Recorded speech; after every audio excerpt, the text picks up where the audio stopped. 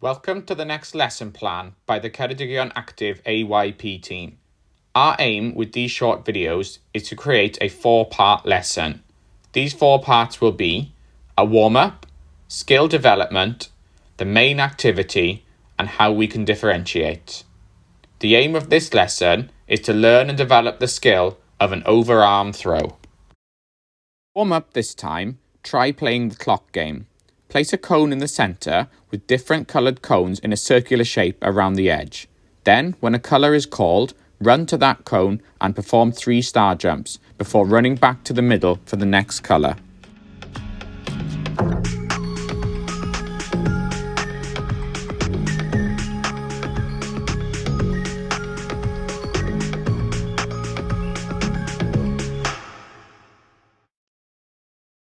Overarm throwing is an important skill in many sports.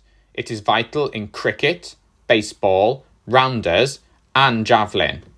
It is also an important movement in the process of serving in both tennis and volleyball. Teach the children to throw in small steps.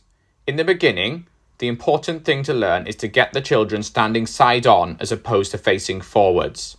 They will also need to use their non-throwing arm as balance and remind them to follow through with the arm that just threw the object. Use the skill card and video as examples to help you. Challenge the children to throw further each time. This card is in the multi-skills resource box, which is in every school, or you can see the cards on our Ceredigion Active Teams channel. You can also use the QR code on the card to go straight to the skill video on YouTube. Look at this activity. It's the target practice game. It's a fun way of developing the overarm throw.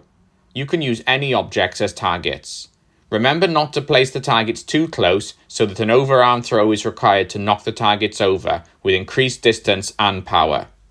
You could try challenging the children in throwing a ball to each other over a greater distance. You can change several things with this game. We can alter the size of the ball or the size of the targets. What about using a single target? You can even throw a beanbag from a far greater distance to land on a target that you've placed on the ground. Remember to assess the children throughout the lesson to inform your planning for next time. Thanks for listening.